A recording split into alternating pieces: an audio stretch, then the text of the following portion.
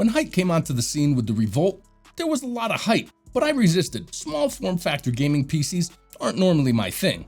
When the Y60 hit the market, the hype was huge, but for me, so was the case and the price tag. But when I saw the Y40 unveiled at CES, a case with the style and flair of the Y60, but in a mid-tower package with a more reasonable price, I finally jumped on the Hyte bandwagon. But is this Hyte worth the hype, or will it fall short of expectations?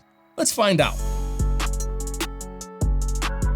Hey guys, CJ here with Elevated Systems, and today we're checking out the Hyte Y40 mid-tower gaming enclosure. Hyte markets this as an S-tier aesthetic case, and while I typically review things in terms of function and value, I can definitely appreciate a good-looking gaming rig. I evolved in PC building from stuffing ugly components into ugly beige boxes, to hiding ugly components in flashy cases, to now showing off the flashy components in glass enclosures. But is the Y40 sacrificing function for aesthetics? And if so, is that a bad thing? We're about to find out. I'll be going through the specs and features, showing you what fits and what doesn't, doing some thermal testing, and taking you through my build notes, pros, cons, the works, and of course, we'll finish up with my overall conclusion on the Hyte Y40. Let's dive in. The Y40 measures 439mm deep by 240mm wide by 470mm tall. The case is compatible with mini ITX, micro ATX, and ATX motherboards, can accommodate CPU tower coolers up to 183mm, graphics cards up to 422mm long and 94mm tall, and ATX power supplies up to 224mm long. The case comes with two Hyte Flow FA12 120mm fans, one rear mounted and one mounted under the PSU shroud for bottom-up intake. In addition, the case can accommodate two 120 or two 140mm side-mounted fans and three 120 top-mounted fans. Radiator AIO support includes up to a 360mm top-mounted and up to a 280 side-mounted. There are several millimeters of space behind the motherboard tray and multiple tie-down points for cable management.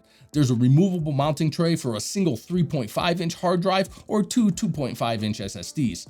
The front I/O includes a combo headphone mic jack, two 5GB Type A ports, the LED ringed power button, and a 20GB per second Type C port.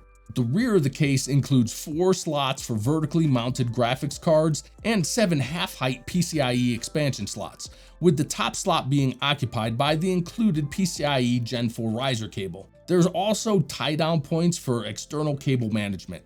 The left tempered glass, right steel, and top plastic panels feature toolless removal and easily pop off. The front panel is tempered glass and is secured by 6 screws. It can be removed, however, I didn't find it necessary as part of my assessment or build process. There are filters built into the side and top panels and 2 filters on the bottom that slide out of opposite sides of the case. So I have to start with my build notes because this case ended up being much more complex and singularly focused than I expected. It's also a lot more restrictive than the specs I just covered would imply.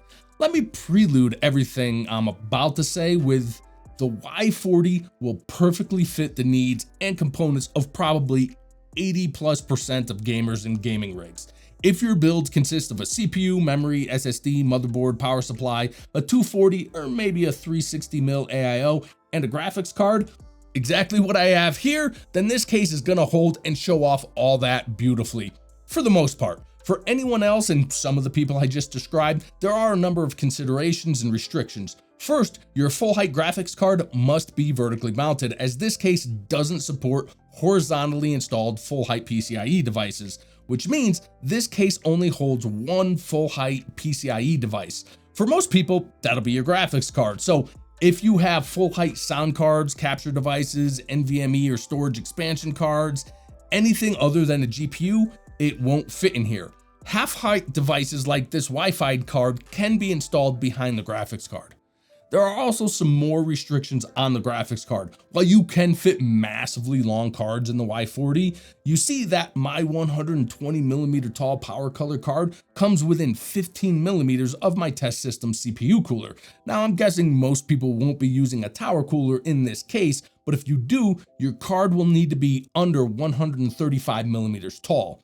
Also, if you do use a graphics card taller than that with an AIO, the max height of the AIO's pump block needs to be under 95 millimeters. Finally, the case supports up to a 4-slot or 94mm thick graphics card. However, the closer it gets to the glass, the more choked off it'll be and hotter the GPU will run. Hyte recommends a max thickness of a 3/slot or 80mm card for best cooling.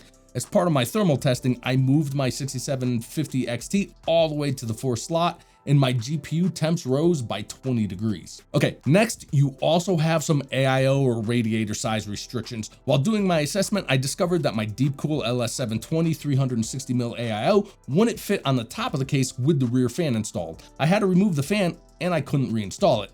The LS720 is 402mm long, but my Enermax Aquafusion Advanced 360 is a little shorter at 394mm, and it did fit with the rear fan, but just fit. Now, not having a rear fan, especially with a 360 AIO, isn't a bad thing, but if you do want both, your AIO length matters. Also, a top-mounted AIO does extend down past the DIMM slots, limiting RAM and VRM height to about 45mm. Finally, if you have a graphics card longer than 280mm, a side-mounted AIO with fans must be limited to 115mm total thickness. This shouldn't be a problem for most builds. However, I was looking at possibly doing a water-cooled build in this case with a radiator-mounted pump res combo on the side there, but that'll run into the back of my GPU, so I have to explore alternatives. The last note I have is on the power supply length.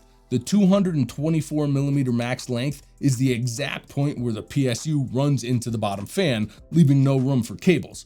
My PSU is only about 165mm, which left me room to route cables without getting stuck in the spinning fan blades. Ultimately, however, it probably doesn't matter because during my thermal testing, I disconnected that bottom fan, leaving just the rear exhaust fan, and it made zero difference. While it may help balance airflow, keeping dust buildup down, it had no effect on temps.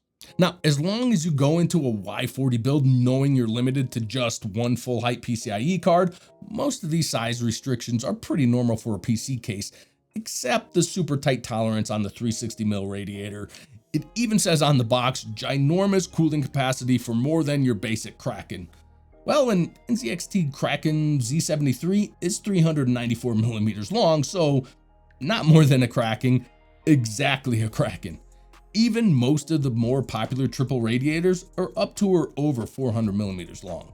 Now, I do have some other nitpicky cons about the case.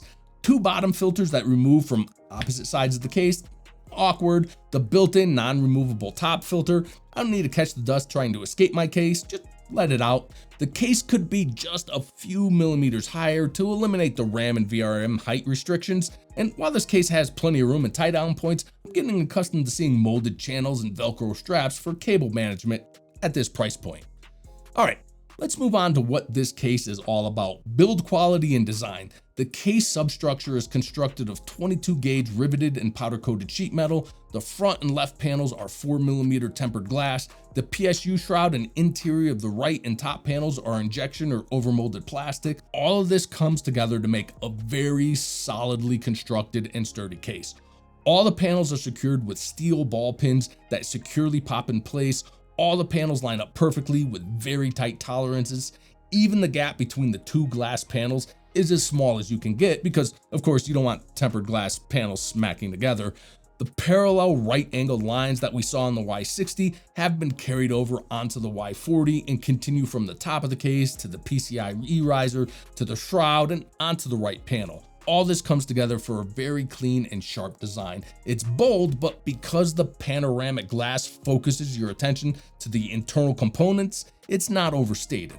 I think the one thing that convinces me that this is truly an S-tier aesthetic case is that my 14-year-old son peeks in on all the case reviews I do, and at most I get, "Oh, that's a cool," after about a 30-second look.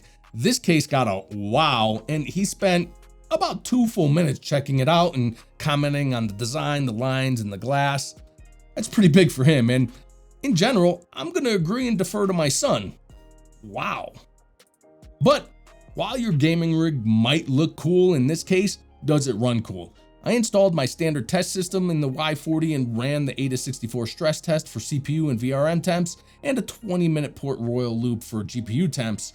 I'm comparing the Y40 to the Montech Sky 2 because it's a very similar case, and it's the only other ATX mid-tower I've tested with the new test system so far. But looking at the Y40 in its stock configuration, just the bottom intake and rear exhaust fan, we see the case isn't intended to really be used in this configuration, with our CPU temps 8 degrees higher and the GPU temps 7.5 degrees higher than the Sky 2 with its 4 fans. It also due to the fact that the GPU is vertically exhausting its heat right into the CPU heatsink, and unlike the Sky 2, the bottom fan in the Y40 isn't providing any cooling help to the GPU. Next, I added 2 side 120mm intake fans to the Y40, and with the GPU still blowing into the tower, the CPU only dropped by a degree, but the GPU did benefit from the extra airflow with a 4.5 degree drop. And finally, by installing the Enermax 360 AO and exhausting all the CPU heat out of the top of the case, we were able to knock another 2 degrees off the GPU temp. So I guess it's time to answer the question, is the Hyte overhyped? Well, if this is the PC you're building, single moderately sized graphics card, liquid cooler, bringing your own fans, then the Y40 is an ideal case. Well built, good design, it can definitely turn your gaming rig into an S-tier showpiece. And at $150, it's well priced. Hell, it's like a $70 or $80 riser card in there alone. However, if your build consists of more, you utilize other full height PCIe devices, you prefer air cooling, I don't ever recommend an air tower over a vertically mounted GPU, you need more storage expansion, or your AIO is bigger than a Kraken, then this isn't the case for you. But don't worry, the panoramic design aesthetic is definitely a hot trend for 2023. You've got the Fantex NV7, the NZXT H9 Flow coming, and for a more affordable but equally good option, check out my review of the Montech Sky 2. Sound off with your thoughts on the Y40 in the comments, be sure to hit that like and subscribe button, and I'll catch you in the next one.